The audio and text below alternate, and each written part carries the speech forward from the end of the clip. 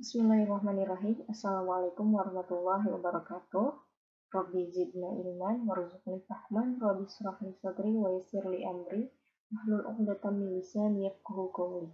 Allahumma shalli ala nuril anwar wa sirril asrar wa tiryakil ahyar wa miftahil badil yasar sayyidina Muhammadin al-mukhtar wa alihi al-athhar wa ashabihi al-akhyar ibadani amillahi wa ifdali. Bismillah, pada kesempatan kali ini, pertemuan 1 mata pelajaran IPS, kita akan membahas mengenai bab 3, aktivitas manusia dalam memenuhi kebutuhan. Ini peta konsep dari bab 3, yaitu kali ini kita akan membahas mengenai poin A, mengenai kelangkaan dan kebutuhan manusia.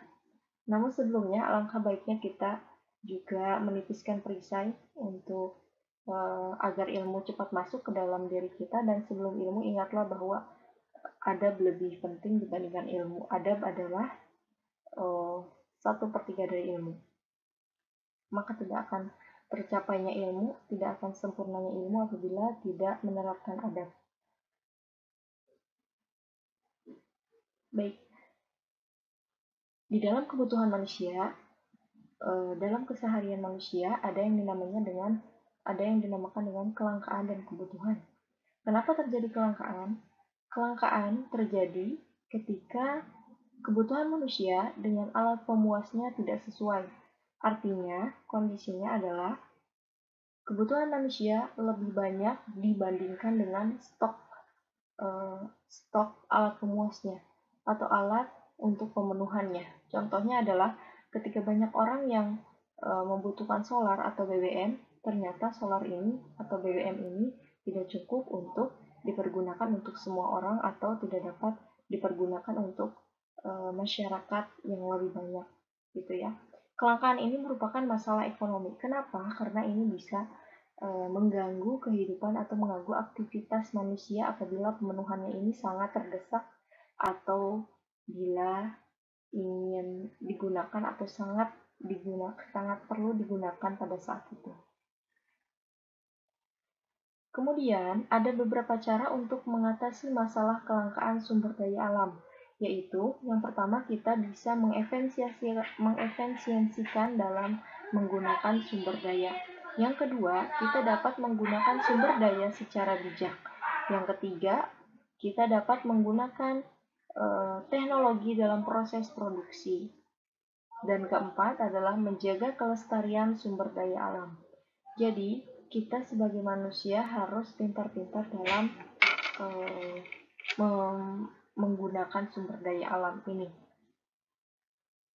Kemudian, dalam aktivitas manusia ada yang disebut dengan kebutuhan.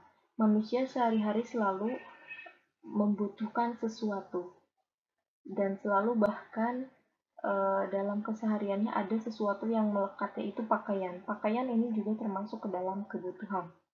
Oke, dalam hal ini, kebutuhan adalah segala sesuatu yang perlu dipenuhi oleh manusia. Pemenuhan kebutuhan dapat dilakukan dengan cara memiliki atau menikmati suatu barang atau jasa. Kita bisa simak di sini banyak orang yang sedang mengantri sembako murah, dan sembako murah di sini dapat diartikan sebagai kebutuhan yang dipenuhi, kebutuhan yang harus dipenuhi oleh masyarakat atau individu. Kemudian, kita dalam memenuhi kebutuhan, manusia harus membuat yang namanya skala prioritas. Mana yang terlebih dahulu harus didahulukan, dan mana yang bisa ditunda pemenuhannya. Baik, kebutuhan terbagi menjadi 4. Yang pertama adalah berdasarkan intensitasnya, berdasarkan sifatnya, berdasarkan waktu, dan juga berdasarkan subjek. Kita akan terlebih dahulu membahas mengenai kebutuhan berdasarkan intensitasnya. Kebutuhan berdasarkan intensitasnya dibagi menjadi 3. Yang pertama adalah kebutuhan primer, yaitu kebutuhan yang harus segera dipenuhi untuk menjaga kelangsungan hidup. Contoh dari kebutuhan primer ini adalah makan dan minum atau yang disebut dengan pangan, pakaian atau sandang, dan rumah atau yang disebut dengan papan. Kemudian di bawah primer ada yang namanya kebutuhan sekunder. Kebutuhan sekunder adalah kebutuhan tambahan atau kebutuhan pelengkap yang pemuasannya dapat ditunda. Jadi sebelum kebutuhan sekunder, alangkah baiknya manusia harus memenuhi terlebih dahulu kebutuhan primernya. Contoh dari kebutuhan sekunder ini misalnya adalah hiburan, surat kabar, dan televisi. Menonton televisi bisa ditunda setelah kita melakukan atau setelah mengerjakan kewajiban yang pada saat itu sangat penting. Contohnya adalah sekolah. Kemudian ada kebutuhan tersier. Kebutuhan tersier adalah kebutuhan yang muncul saat sudah terpenuhinya kebutuhan primer dan sekunder. Kebutuhan tersier dapat digolongkan sebagai kebutuhan akan benda-benda atau jasa yang tergolong mewah. Tujuan orang mengonsumsi barang mewah adalah untuk menaikkan status sosialnya di masyarakat. Jadi kebutuhan tersier ini adalah kebutuhan yang sangat-sangat bisa ditunda pemenuhannya, karena kebutuhan tersier ini dapat dipenuhi apabila primer dan sekunder telah terselesaikan. Contohnya adalah mobil mewah, dan contohnya lagi adalah perhiasan. Baik, kita akan beralih kepada kebutuhan berdasarkan sifat. Kebutuhan berdasarkan sifat dibagi menjadi dua. Yang pertama adalah jasmani. Kebutuhan jasmani adalah kebutuhan yang dapat dipenuhi agar tubuh dapat berfungsi dengan baik. Kebutuhan jasmani dapat terpenuhi dengan mengkonsumsi dan menggunakan benda yang konkret. Contohnya adalah memakai pakaian, makan dan minum, serta tempat tinggal. Kebutuhan jasmani pemenuhannya melalui menggunakan pakaian, jasmani perlu diberi makan dan minum, dan juga serta harus diberikan tempat tinggal untuk bisa tinggal dengan nyaman. Oke, kemudian kebutuhan rohani. Kebutuhan rohani ini adalah kebutuhan yang diperlukan agar rohani atau mental dapat berfungsi dengan baik.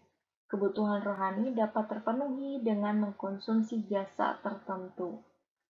Kebutuhan rohani ini lebih cenderung ke spiritual biasanya.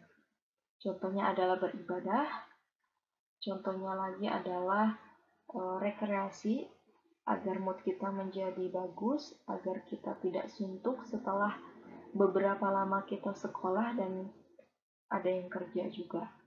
Dan kemudian kita beranjak ke kebutuhan berdasarkan waktu. Kebutuhan berdasarkan waktu dibagi menjadi dua. Yang pertama adalah kebutuhan sekarang. Kebutuhan sekarang adalah kebutuhan yang sangat penting dan mendesak untuk segera dipenuhi. Jenis kebutuhan ini tidak dapat ditunda pemenuhannya pada masa yang akan datang. Kita dapat membedakan kebutuhan intensitas dengan kebutuhan sifat itu bersifat memiliki kaitan, namun intensitas ini lebih kepada benda-bendanya. Kalau waktu ini lebih kepada kegiatannya. Contohnya, kebutuhan sekarang adalah ketika kita lapar maka kita harus segera makan. Ketika kita sakit, maka kita harus memeriksakan diri ke dokter. Kemudian, ada yang namanya kebutuhan masa depan. Kebutuhan masa depan adalah kebutuhan yang pemenuhannya tidak harus dilakukan saat itu juga, dan dapat ditunda. Ini hampir sama dengan kebutuhan tersier. Pada umumnya, untuk memenuhi kebutuhan ini diperlukan suatu perencanaan terlebih dahulu, berbeda dengan kebutuhan sekarang yang harus saat itu juga dilakukan layaknya kebutuhan primer. Kebutuhan masa depan contohnya adalah berlibur. Contohnya lagi adalah rencana pendidikan kita selanjutnya. Itu adalah kebutuhan masa depan. Kemudian, kebutuhan berdasarkan subjek. Kebutuhan berdasarkan subjek dibagi menjadi dua. Yang pertama adalah kebutuhan pribadi. Kebutuhan pribadi adalah kebutuhan yang harus dipenuhi berdasarkan selera atau pilihan pribadi. Contohnya adalah memilih sepatu, memilih pakaian, memilih gaya berpakaian, dan lain-lain. Kemudian ada yang namanya kebutuhan sosial. Kebutuhan sosial adalah kebutuhan yang berkaitan dengan kehidupan bersama, mulai dari keluarga sampai masyarakat. Kebutuhan ini dinikmati oleh anggota keluarga atau masyarakat. Contohnya adalah menonton televisi bersama pada saat sepak bola sedang ditayangkan. Contohnya itu. Yang kedua adalah siaran radio. Siaran radio itu bersifat sosial karena melibatkan banyak orang yang mendengarkannya. Kemudian Ananda soleh-solehah yang ditolong Allah, kita beranjak kepada tindakan ekonomi. Berdasarkan tadi kita sudah membahas mengenai kebutuhan, ternyata saat kita memenuhi kebutuhan itu didorong oleh salah satunya adalah tindakan ekonomi. Tindakan ekonomi ini adalah segala tindakan yang dilakukan manusia untuk memenuhi kebutuhan hidupnya. Jadi pada saat kita melakukan tindakan untuk berbelanja ke supermarket, untuk membeli kebutuhan-kebutuhan yang kita perlukan, maka itu yang disebut dengan tindakan ekonomi.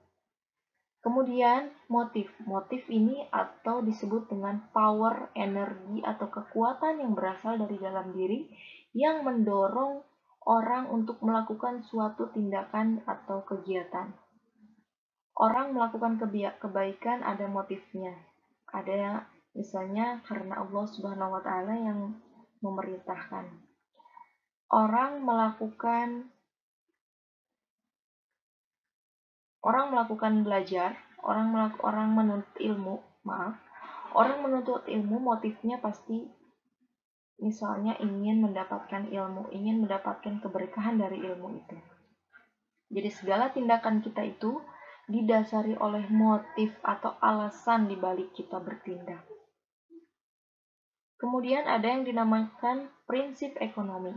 Prinsip ekonomi adalah dasar berpikir yang digunakan dalam melakukan tindakan ekonomi. Pada saat ibu kita berbelanja ke supermarket, pada saat ibu kita berbelanja ke pasar, bisa jadi itu menggunakan prinsip ekonomi. Dasar berpikirnya, berapa uang yang harus dikeluarkan untuk sandang, berapa untuk papan, dan berapa untuk pangan. Itu prinsip ekonomi. Sekian dari Ustazah. Mudah-mudahan Ananda solihah yang ditolong Allah dapat mengerti dan dapat memahami dengan baik apa yang Ustazah jelaskan. Sekian. Assalamualaikum warahmatullahi wabarakatuh.